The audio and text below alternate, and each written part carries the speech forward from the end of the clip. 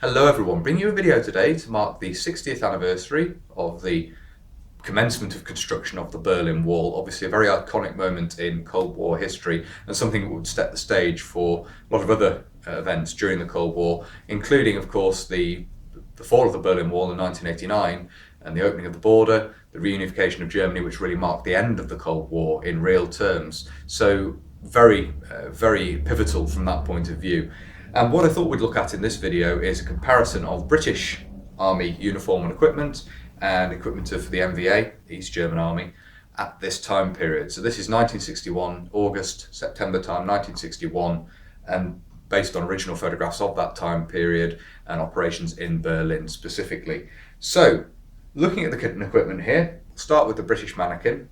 First of all, the basic uniform is the combat uniform. Now, you may be thinking, of course, the 1960 pattern combat uniform, this being 1961, but 1960 pattern was only just beginning to be rolled out, and the combat uniform worn at the time was primarily the Korean War era sateen combat uniform, which is what we have here. Very similar to the early issues of 1960 pattern, but it isn't exactly the same, and that's what we have on the mannequin here. And this has been issued in the British Army of the Rhine for quite some time, generally being issued out to men and then taken off them, withdrawn, laundered and issued out to men again when going on exercise. By this time period, it was being issued more as a personal issue, as combat uniform was being introduced and rolled out for the army as a whole.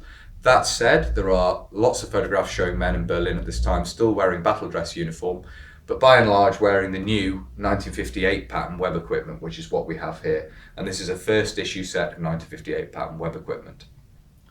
In terms of headgear, we have here the steel helmet, the Mark IV steel helmet with a Hessian cover and a camouflage net over the top of that. And underneath the combat uniform, you can see the wool shirt worn here, basically the standard wool shirt of this time period, as was also worn with battle dress, just worn with the combat uniform in this instance. So 1958 pattern, following on from previous British designs, you have two ammunition pouches at the front here on a web belt, and then a slightly different design. And previously, obviously the 1937 pattern, these have been supported with braces. In this instance, there's a full yoke worn over the shoulders here. And this represents a British soldier on exercise on the streets of Berlin at this time period as a response to the building of the wall. So basically, obviously, there was a ramping up of forces, US and British forces within Berlin, of Allied forces within Berlin, or Western powers within Berlin, to respond to the building of the wall. And this is part of that, is obviously a British soldier in basically a fighting order of web equipment, as we'll see as we move this round, helmet and so forth. And it's common to see men moving through the streets of Berlin as a show of force, essentially. On top of that, British forces were also deployed in some public order duties as well, on some public order duties. A good example is a Soviet war memorial in West Berlin was guarded because there was a serious threat of vandalism of this, perhaps understandably given the situation and obviously the fact that the city was being cut in two. But barbed wire was erected and British troops guarded the war memorial to prevent it from being vandalised, pulled down and so forth. So that's quite an interesting little tidbit of information as well. Moving over to look at the NVA soldier here. Obviously the NVA weren't the only East German forces deployed in Berlin as part of this effort in building the Berlin Wall. There were obviously police units as well. There were the Kampfgruppe, the Kampfgruppe der Arbeiterklasse, which is the fighting groups of the working class, essentially, a militia, basically. But this is a rifleman, a Motorschützen of the NVA. We'll see that, the collar tabs here.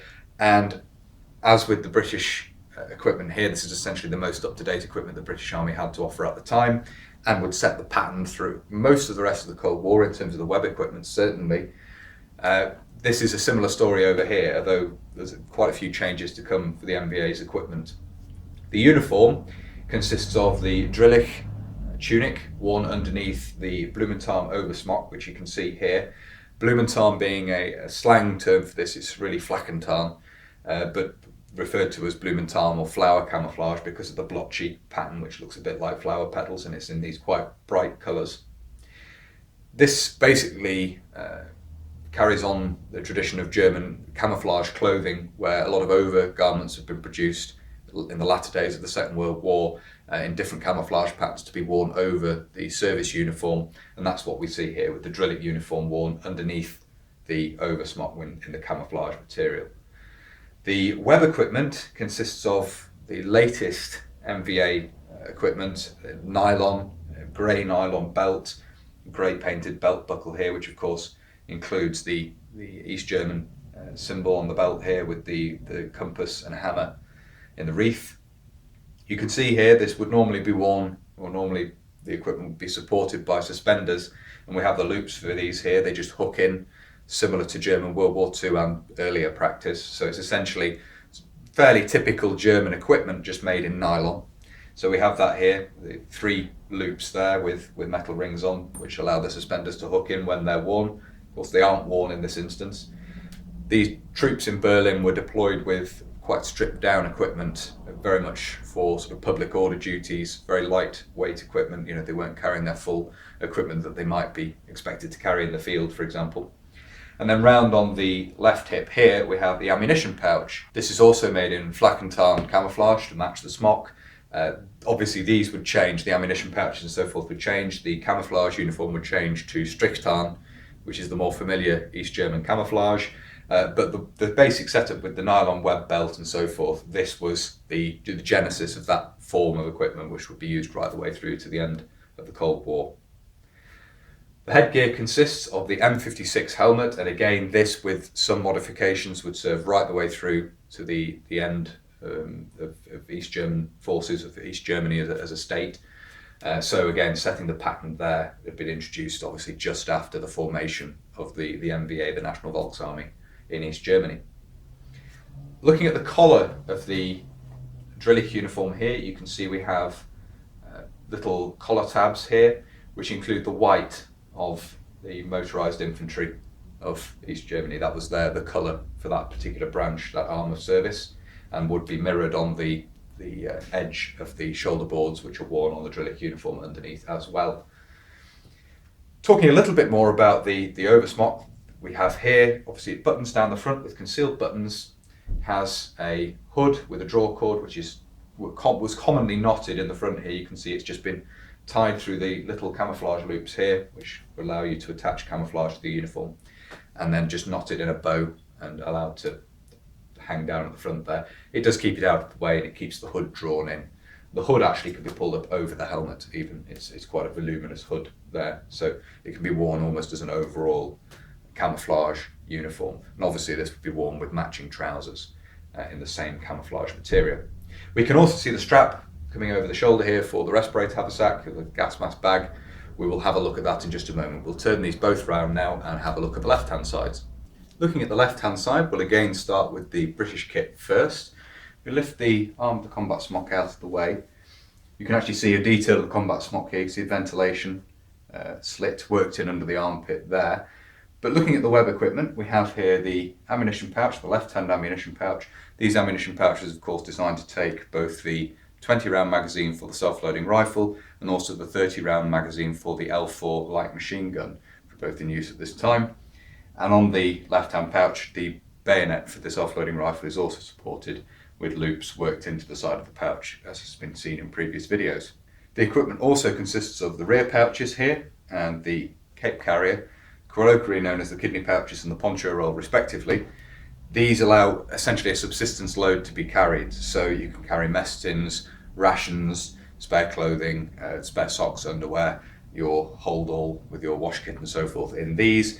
And then in here we have the Mark 7 ground sheet, which is a design dating back to the First World War, to 1917, but by this point made in a green canvas, soon to be replaced by the 1962 pattern poncho, of course. So that's the details of the web equipment we can see here.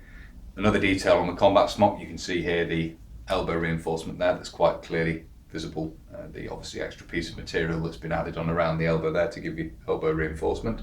As I say, the smock itself very similar to the first issue of 1960 pattern, which would soon become the standard for the British Army throughout the 1960s. So this very much setting the pattern of how British troops would look throughout the rest of the decade. Looking at the NVA mannequin, we have a better shot here of the ammunition pouch. This is a 3-cell version. There's also a 2-cell version which were initially at least designed to be worn as a pair. You see the 2-cell and 3-cell versions worn individually, carried individually at this time period by troops serving in Berlin in 1961 during the construction of the Berlin Wall. We can also see some details on the arm of the smock here. We have various loops here for attaching camouflage. We have an arm pocket here with concealed buttons, and this also includes elbow reinforcement. You can see there's a patch worked into the back of the elbow there to give elbow reinforcement, and you can see we do have button cuffs there as well, which can be adjusted. So, as I say, for an oversmock, it's quite an involved garment with various different features and details. You can see the hood rolled up here. You can see a side profile of the M56 helmet, the distinctive shape of it there, and then another shot of the collar tab there with the colours showing infantry, motorised infantry in white on the collar there. You can also see a side profile here of the respirator haversack, the gas mask bag. We'll have a look at that in a little bit more detail. We'll turn these round now and have a look at the back of the two sets of equipment. Look at the back of the two mannequins here. Again, starting with the British, you can see the two rear pouches here, which are actually joined. They're on a strap in the centre here. And that, of course, allows the entrenching tool, be it the lightweight shovel or the pick, the helve for the pick, to be carried down the back here using this attachment. Not carried in this instance, which is common to see in photos of British troops in Berlin at this time. For men erecting barbed wire, we mentioned earlier on about the protection of the Soviet War Memorial in West Berlin. It's very common to see the men have actually removed the rear pouches and the poncho roll as well, so literally just carrying the ammunition pouches around the front with nothing on the back. And other photos of troops out on the street marching in formation, essentially a show of force, as said before, they are carrying their full combatant fighting order, so that includes the rear pouches and the cape carrier down below. You can see how this is a joined piece over the shoulders here, padded, rather than being separate supporting straps, rather than being separate braces. So that's the British equipment at the back there. You can see the cape carrier carried down underneath there. Obviously the early rear pouches do have a tendency to sag away from the body, so they sit on the cape carrier when it is carried, and that of course means that they're held upright a bit more. They did have a tendency to sag away from the body, which would lead to later design changes to rectify that problem. In terms of the NVA mannequin here, there's not a lot to see really, because not a lot of extra equipment is being carried. It's just ammunition and the respirator. Something which is missing from the British mannequin, you'll note, the photographs of men in this sort of setup tend not to show them carrying respirators at the time for whatever reason, whereas the men deployed, certainly guarding the War Memorial and so forth, were carrying respirators, presumably in case public order agents had to be used, such as CS gas and so forth. So not entirely sure on the reasoning why the men weren't carrying them when they were in their full fighting order, out marching around showing, making a show of force. But as I say, it's something that is lacking from photographs, so I've not included that here. Talking about the gas mask, which is carried by the NVA soldier here, this is in a Soviet respirator haversack. It would be the SCHM-41 around this time period, and you have that still in a Soviet respirator haversack here. Obviously the NVA would introduce their own patterns of haversack going forward, but still using that Soviet piece of equipment here. And you can see the back of the oversmock here. I'll just tilt the helmet forward. You can see there's a little tab here to secure the hood when it's rolled up, and you can see more of these loops here for attaching foliage. So very little to see there really, just the back of the nylon belt and the back of the camouflage smock. Looking at the right hand side of the two mannequins, there isn't a huge amount more to talk about here in terms of detail. One thing I will note is obviously the right hand ammunition pouch from the British Web equipment includes a little pocket there for the Energa rifle grenade adapter, which obviously could be fitted to the rifle in order to fire rifle grenades. So not a huge amount more to talk about there. There's various features we've talked about already, the combat smock and so forth. And the same goes for the NVA mannequin here, though there is one detail I'll point out here. We'll raise the arm of the smock up here. You can see underneath we have ventilation slots worked in to the seam underneath the arm there, something I didn't point out round on the other side. Otherwise it's essentially a mirror image of the other side with the arm pocket and the elbow reinforcement there, as you can see.